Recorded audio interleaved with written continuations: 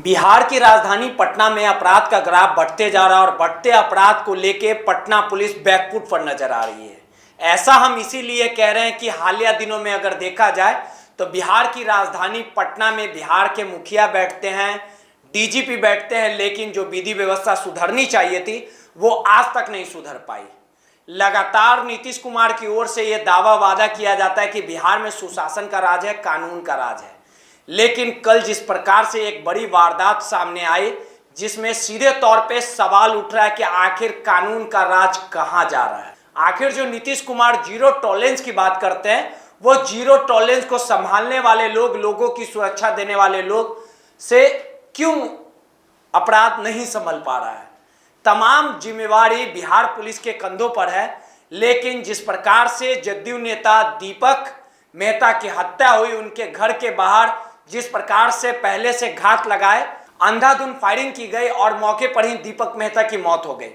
अगर दीपक मेहता के राजनीति सफर की बात कर ली जाए तो वो उपेंद्र कुशवाहा के काफी करीबी थे।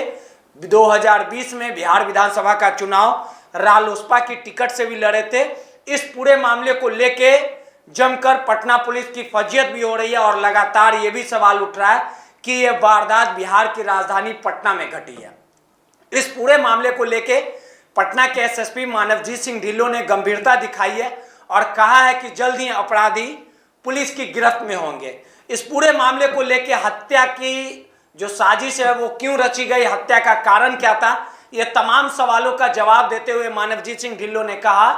कि इसे राजनीति, दुश्मनी या जमीनी विवाद से भी जोड़ के देखा जा रहा है। तमाम चीजों पे हर एक एंगल से पुलिस जो है वो जांच कर रही है। सीसीटीवी कैमरे को खंगाला गया है, लेकिन हत्या के कारणों का अभी तक दो एंगल पे पुलिस जांच कर रही है। पहला जमीनी विवाद और दूसरा कहीं राजनीति, दुश्मनी के कारण तो हत्या का कारण तो नहीं है। ये दोनों एंगल से पुलिस मामले की जांच कर रही है और इस पूरे मामले को लेकर जो सीसीटीवी है जहां पे ये पूरी वारदात घटी थी, इस पूरे घटनाक्रम के आसपास लगे सीसीटीवी कैमरे को पुलिस खंगाल रही है और जल्द ही अपराधियों को गिरफ्तार करने का दम भी बढ़ रही है। अब देखने वाली बात होगी कि जब बिहार के सत्ता पे नीतीश कुमार 16 सालों से बरकरार भी है, लगातार जंगल राज का हवाला देके नीतीश कुमार बिहार के सत्ता में पहुंचने का भी काम किया था, लेकिन जिस प्रकार से जदयू नेता की ही हत्या हो रही है और अपराधियों के निशाने पे जब जदयू के नेता ही हैं तो आप समझिए कि जब प्रतिनिधि ही सुरक्षित नहीं है तो आम जनता क्या सुरक्षित रहेगी। इस पूरे मामले को लेके पटना पुलिस के तरफ से लगातार छापेमारी की जा रही है। अपराधियों को पकड़ने के लिए लगातार जो है वो रेड किया जा रहा है, लेकिन जिस प्रकार से शार्प शूटरों का उपयोग किया गया, जिस प्रकार से 5 गोलियां दीपक मेहता को मारी गई, ये तमाम चीजें साफ तौर पे जाहिर होती है कि कहीं ना कहीं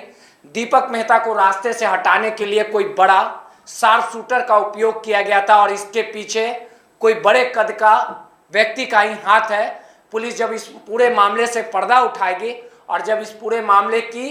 संयुक्त कार्रवाई होगी और जब अपराधी पकड़े जाएंगे तो तमाम चीजें कि आखिर इस हत्या को कराने के पीछे क्या कारण था, किनका हाथ था, यह तमाम चीजें साफ हो जाएगी। तो सर कल दानापुर में जदयू नेता की हत्या की गई है, कैसे सब हुआ, क्या लगता है सर? ये कल 9:40 की मामला है। ये आ रहे थे, एक फंक्शन अटेंड करके आ रहे थे, जैसे अपने घर के पास पहुंचे हैं तो घर के बाहर ही अपनी गाड़ी उतारी इन्होंने, उतरे, फिर वहां से कुछ इनके घर का कंस्ट्रक्शन चल रहा था उसको देखने के लिए चले। इसी क्रम में जो कुछ साक्षियों का बताना है कि 3 लड़का एक बाइक पे आया और टोटल 5 गोली फायर किया, जिनमें से 3 इनकी बॉडी पे लगी। फिर इनको पारस हॉस्पिटल लेकर जाया गया जहाँ पे इनको मृत घोषित किया गया। अभी हम लोग वेट कर रहे हैं एफआईआर होने का। इसके बीच में कुछ क्लोज जो उनके जो परिजन हैं उन लोगों से हमारा बातचीत हुआ था, उन लोगों ने कुछ बातें हम लोगों को बताएंगे, लेकिन अभी तक औपचारिक रूप से प्राथमिकी दर्ज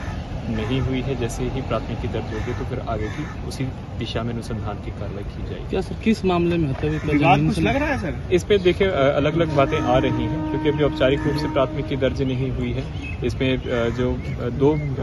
मेन चीज़ें आ रही हैं, एक तो भूमि के साथ संबंधित विवाद, प्रॉपर्टी डिस्प्यूट कर रहा है, एक आ रहा है कि जो आगामी नगर परिषद के चुनाव हो रहे हैं उसको लेकर भी रंजिश हो सकती है, लेकिन इसके ऊपर तभी हम लोग आगे की बात करेंगे जब औपचारिक रूप से प्राथमिकी दर्ज होगी, क्योंकि घर वाले उसमें निश्चित रूप से हम लोगों को कोई ना कोई हिंट जरूर जरूर सीसीटीवी फुटेज हम लोगों ने ले लिया है, वो हमारे पास उपलब्ध हो चुका है और तकनीकी विश्लेषण वाला हमारा काम ऑलरेडी जा चुका है। FSL की जो टीम है विधि विज्ञान प्रयोगशाला की साइट को विजिट कर चुकी है और कुछ प्रत्यक्षदर्शी जो थे जो जिन्होंने घटना को देखा उनका बयान हम लोग ऑलरेडी